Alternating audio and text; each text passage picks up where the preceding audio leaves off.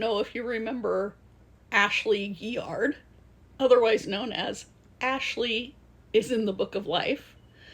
Here's her photo. She was the tarot card reader that accused University of Idaho professor Rebecca Scofield of being involved in the Idaho 4 murders. Well, we've had a decision moving forward in this case from a motion for a summary judgment from Rebecca Scofield. So the district judge in Idaho granted Rebecca Scofield a summary judgment, meaning that this does not have to go to a jury for a guilty defamation decision, but it will have to go to a jury for damages because Rebecca Scofield was also granted a motion to seek damages. So let's take a look at the legal document that was filed from this decision. So this is just the first page of the document that shows she's requesting a summary judgment and punitive damages. So Rebecca Scofield had 2 claims of defamation against Ashley. One was the premise upon the statements regarding the plaintiff's involvement with the murders themselves, and the other was the false statements regarding the plaintiff's romantic relationship with one of the murdered students. If you recall, Ashley had said that she was having an affair with Kaylee. So if you read further down, it says, within their pleading, the defendant denied that she defamed the plaintiff because the accusations made against the plaintiff in defendant's TikToks were substantially true. Substantially true? Okay. Cuckoo.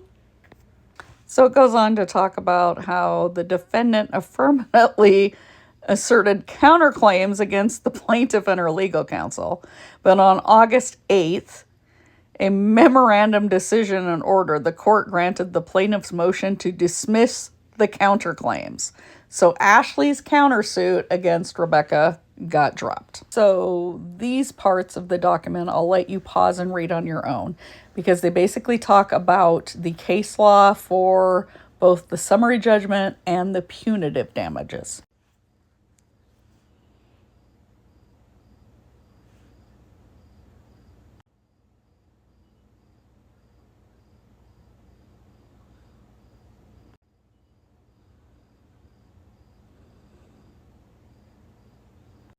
And then we get into the analysis by the judge.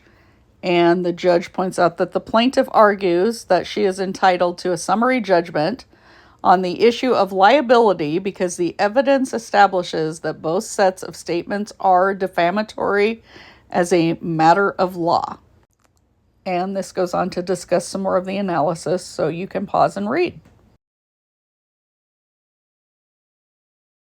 Now, this section is crazy because it goes on to bring up 12 instances of Ashley defaming Rebecca.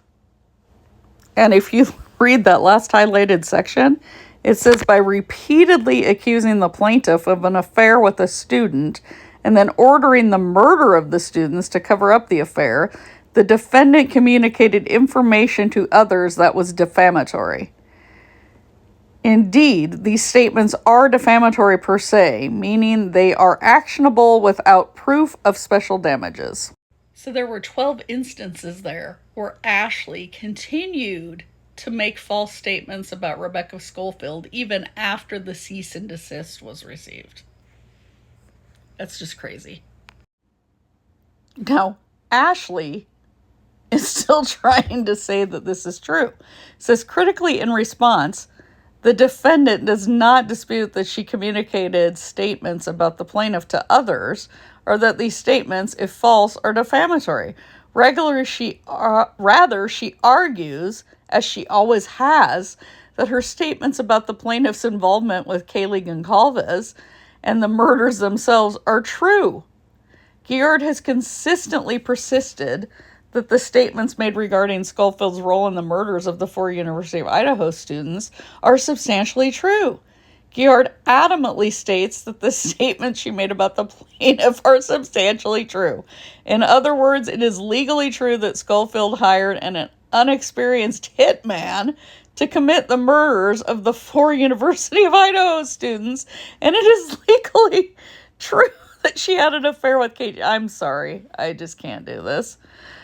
She also disagrees that it is her burden to to falsify, countering that it is the defendant's burden to prove that the statements are true. I'm sorry, I couldn't even really make it through all that without starting to laugh, because Ashley is trying to claim that this stuff is true and that Rebecca has to prove that it's not true. And the professor is saying, no, I don't have to prove that this isn't true. That's on you to prove that your statements are true and not defamatory. So this is nuts. So I'm just going to fast forward to where the judge makes his decision.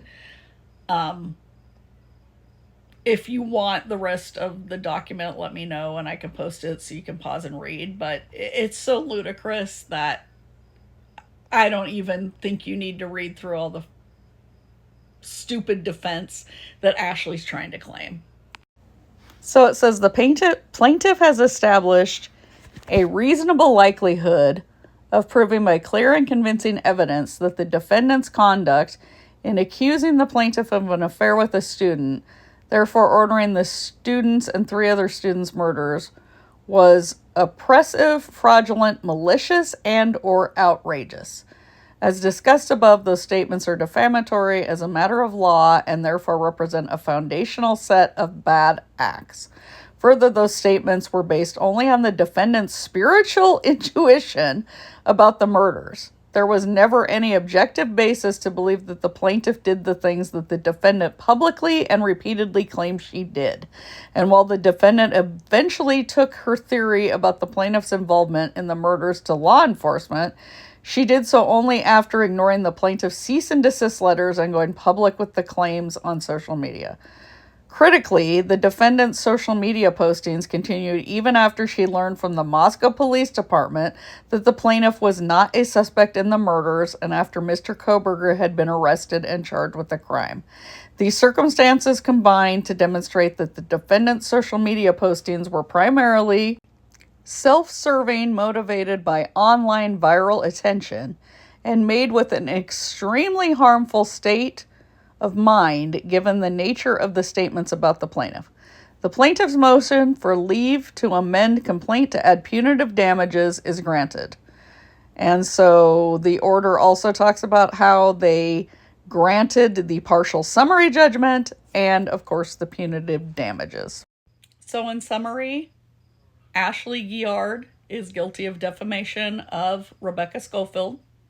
The judge is issuing a summary judgment, and it will go to a jury for punitive damages to be decided on and be awarded to Rebecca Scofield. So for everybody that was saying that this tarot card reader had the right to make these claims, and you know who you are, I'm not going to name you, but there's a few of you that definitely know who you are.